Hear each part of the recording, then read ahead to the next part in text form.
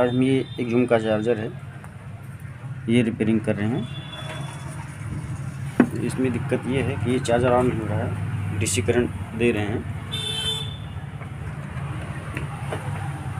DC supply 48 volt दे दिए हैं और अब एसी सप्लाई देंगे इसमें। ये सीरीज बल्ब के द्वारा सीरीज ऑन हुआ और ऑफ हो गया। यहाँ पे माइनस आ गया।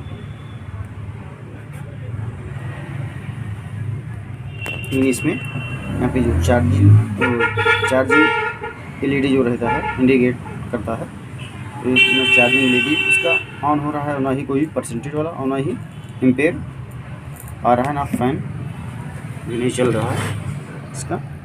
ये तो चार्जर खोल ले रहे हैं, पहले एसी सप्लाई हटा देंगे और डीसी भी निकाल देंगे और अब चार्जर का कैबिनेट खोल लेंगे।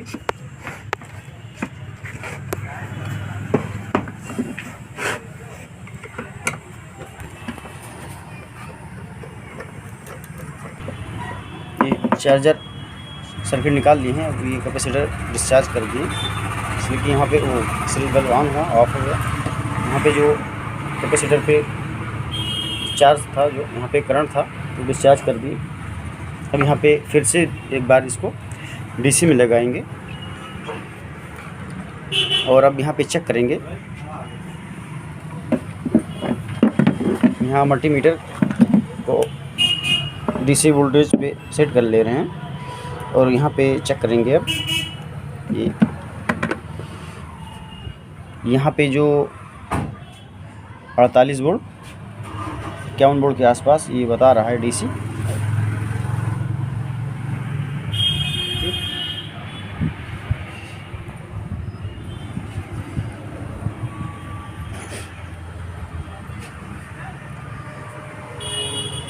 और अब यहाँ पे जो डाई वोल्ट रहता है 12 वोल्ट और 10 वोल्ट, इसको भी चेक करेंगे। ये 12 वोल्ट भी बन रहा है और 10 वोल्ट भी बन रहा है। अब यहाँ आईसी पे चेक करेंगे। ये हमारा 10 वोल्ट 12 वोल्ट 35-25 जो रहता है, यहाँ पे हमारा 10 वोल्ट और 12 वोल्ट आ रहा है कि नहीं आ रहा है।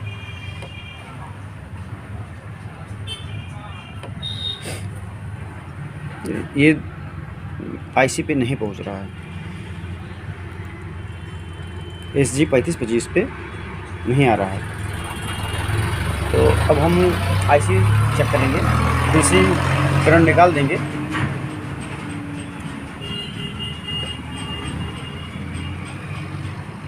अब मल्टीमीटर को कंटिन्यूटी या डाइवोल्ट रेंज पे करके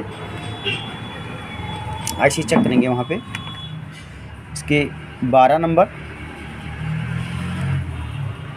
12 और 13 पे चेक कर लेंगे कि हमारा आईसी शॉर्ट तो नहीं है।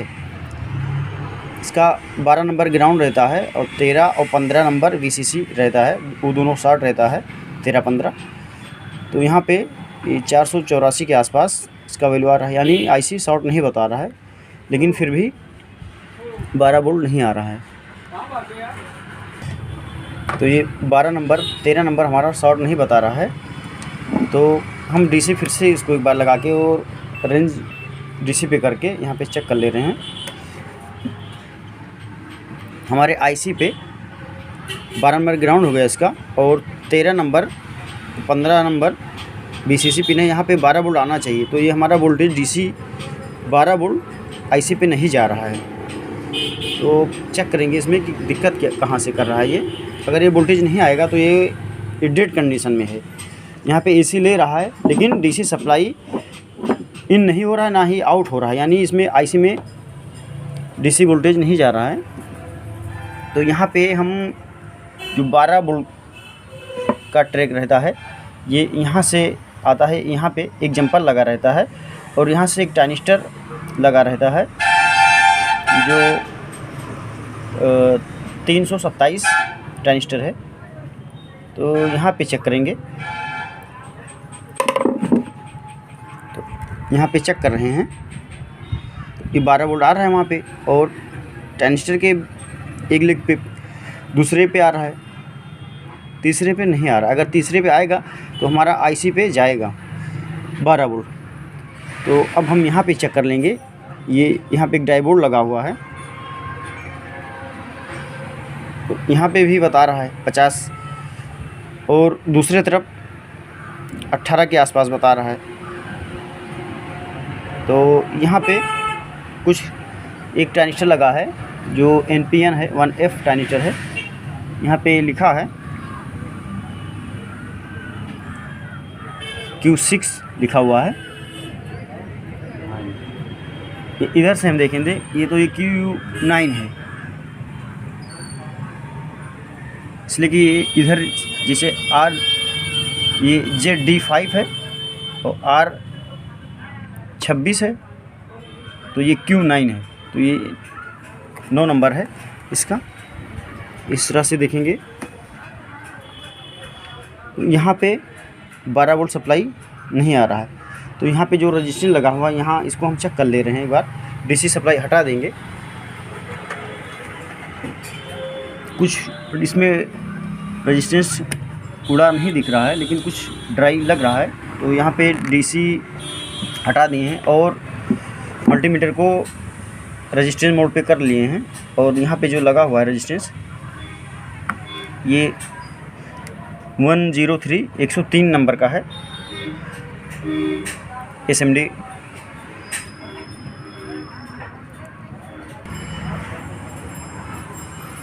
तो यहाँ पे जो ट्रांजिस्टर पे लगा हुआ है रेजिस्टेंस, इसको चेक करेंगे। ये हमारा रेजिस्टेंस जो है 10 के आसपास बताना चाहिए, तो ये 10 के बता रहा है। और दूसरा वाला चेक करेंगे, R26 पे जो लगा हुआ है, ये भी हमारा 10 के बता रहा है। और R28 पे जो लगा हुआ है, ये भी 103 है, ये भी 10 के बता रहा है। और जो R27 पे लगा हुआ है 104 है, ये 100 के है, तो ये 99 यानी 99.8 बता रहा है, 8, तो ये भी हमारा सही। और एक दूसरा जो लगा हुआ है R25,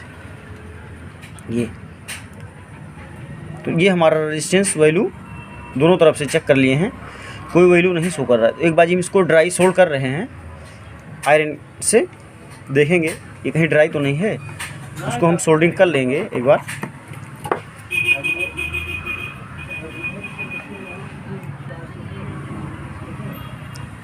सोल्डिंग करने के बाद फिर से एक बार हम टेस्ट करेंगे, वहाँ पे चेक करेंगे कि रेजिस्टेंस वैल्यू अपना शो करने लगा कि नहीं।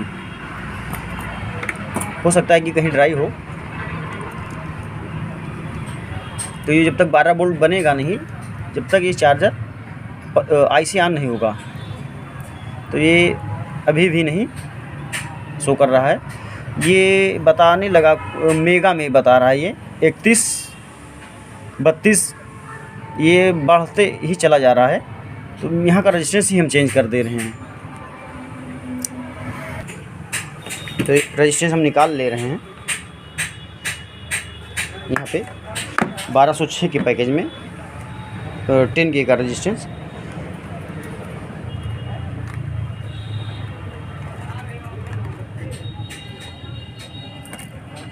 यहाँ है रेजिस्टेंस, तो ये हमारा SMD रेजिस्टेंस है। तो हमारे पास आपको सारा कंपोनेंट भी मिल जाएगा, SMD हो या डिप में हो, कोई भी बिल्डिंग मशीन का हो, रिक्शा चार्जर का हो, इन्वर्टर का हो, सारा कंपोनेंट मिल जाएगा। फ़िलहाल हम ये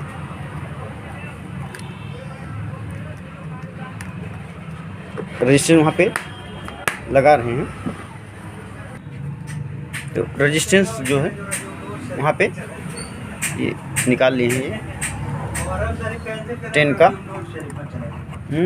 तो यहाँ पे उसको हटाने के बाद पुराना वाला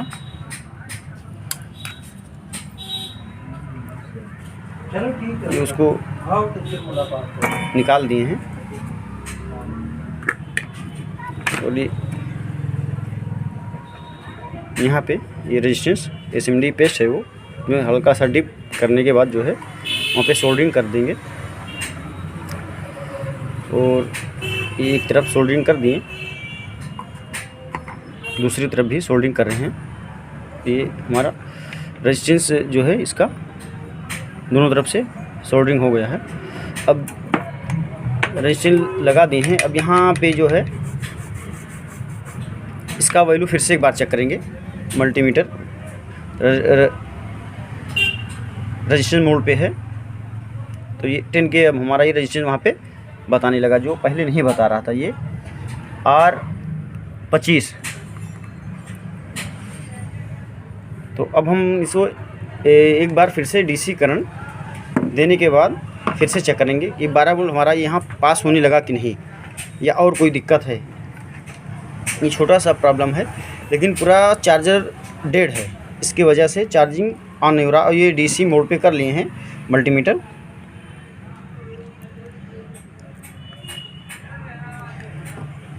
तो ये 12 वोल्ट यहाँ पे आ गया, तो 12 नंबर पे आ गया। वो 12 नंबर ग्राउंड है इसका, 13 नंबर और 15 नंबर पे यहाँ वोल्टेज जो है आने लगा। अब यहाँ पे फिर चेक करवा दे रहे हैं, जो यहाँ पे वोल्टेज नहीं आ रहा था। ये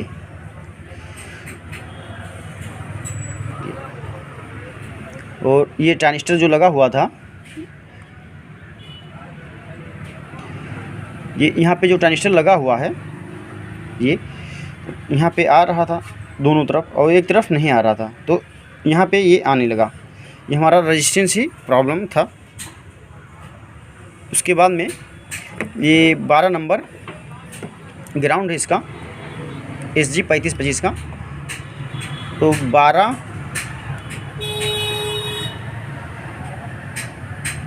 और ग्राउंड है, 13 नंबर और 15 नंबर इसका BCC है। यहाँ 12 वोल्ट आना चाहिए, अगर ये नहीं आएगा तो चार्जर ऑन नहीं होगा। अब हम इसे एक बार AC सप्लाई देके चेक कर लेंगे, या तो हम AC अगर नहीं देना भी चाहते हैं वैसे ही चेक करेंगे। तो यहाँ पे ऑटो कपलर लगा रहता है, यहाँ पे दोनों पॉइंट को इधर वाला इस साइड नहीं, जो AC इधर से सप्लाई देते हैं और डाई बोर्ड लगाने के बाद इधर कुछ रेजिस्टेंस लगा हुआ है, उसके बाद में फिर DC हो जाता है वो। तो इस तरफ नहीं चेक करना है, शॉर्ट नहीं करना है, इस तरफ शॉर्ट करना है, इस PCB के इस तरफ, जो ये रेजिस्टेंस यहाँ पे दिख रहा है, ये इधर जो जीनल लगा हुआ है, तो यहाँ पे दोनों पॉइंट को शॉर्ट कर देना है, जो C23 लिखा हुआ है। तो आयरन से हम ऐसे ही यहाँ पे ये भी सिस्टम हम आपको बता दे रहे हैं कि आसानी से आप यहाँ पे करंट वगैरह का भी दिक्कत नहीं रहता है, कि हमें शॉक वगैरह भी नहीं लगेगा। इसलिए कि हम AC सप्लाई देंगे तो यहाँ पे कैपेसिटर पे AC आ जाएगा, तो चेक करने में दिक्कत भी होगी। तो वहाँ पे फिर चेक कर रहे हैं। अब ये इसके 8 नंबर और 9 नंबर पे वोल्टेज एक तरफ लगभग 2.5 के आसपास और दूसरे तरफ इधर भी आना चाहिए। जब दोनों तरफ आएगा, एक तरफ 3.5 या 4.5 के आसपास और एक तरफ 2 से 2.5 वोल्ट आता है, तो ये सिस्टम ऑन हो जाता है। IC का पल्स ये ट्रांजिस्टर से एम्पलीफाई होके और मासफेट पे आने लगता है, यहाँ पे आने लगता है।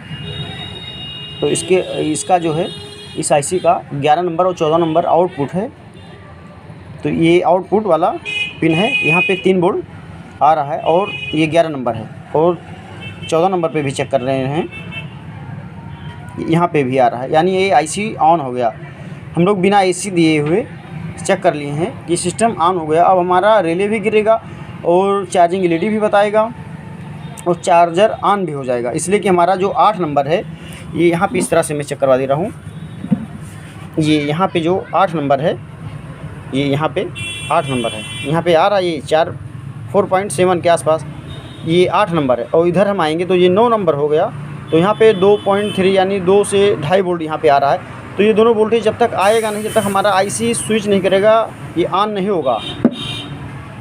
तो यहाँ पे आने के बाद जो है 11 नंबर 14 नंबर पे वोल्टेज जब निकलेगा 2.5 3 या 4.5 के आसपास रहता है, ये आ रहा है दोनों तरफ। अब उसके बाद में यहाँ पे ट्रांजिस्टर जो लगा हुआ है और ये DT ट्रांसफार्मर लगा हुआ, उससे होते हुए जो है तो मासफेट पे ये हमारा जाता है स्विचिंग के लिए, तब ये मॉसफेट ऑन होता है। तो यहाँ पे हम एलईडी भी लगा के चेक करवा दे रहे हैं आपको, या मल्टीमीटर से भी चेक कर सकते हैं आप, कोई दिक्कत नहीं। यहाँ पे हम एसी रेंज पे कर लिए हैं 20 वोल्ट पे, और ये चेक कर रहे हैं तो ये 2.4 के आसपास एसी बता रहा है। दोनों तरफ से चेक करेंगे तब भी बताएगा, प्रॉप घुमा के भी, ये इधर से उधर भी करके चेक कर रहे हैं तब भी ये।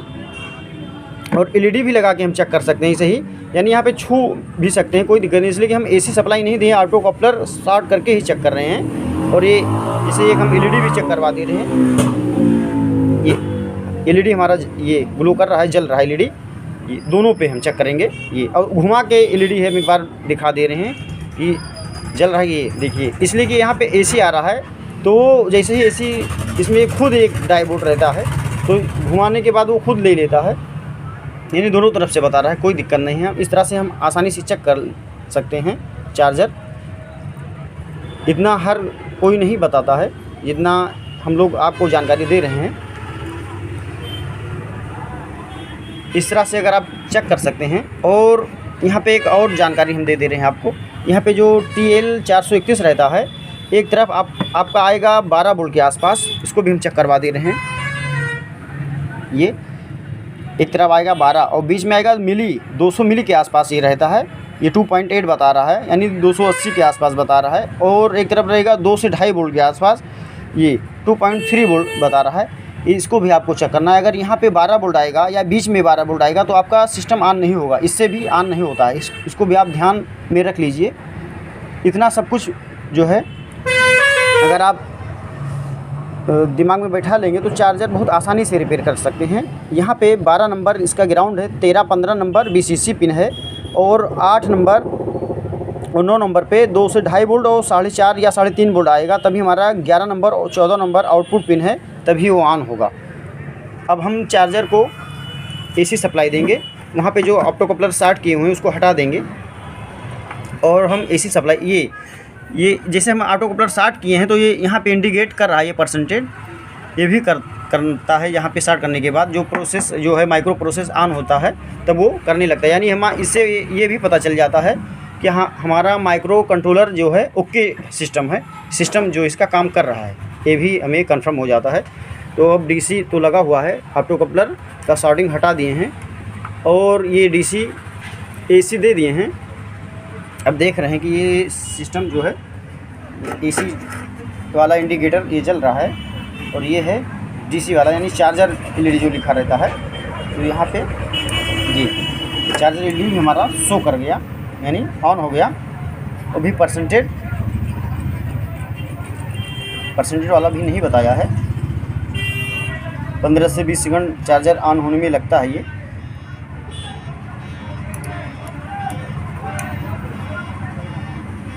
तो इससे जो है अब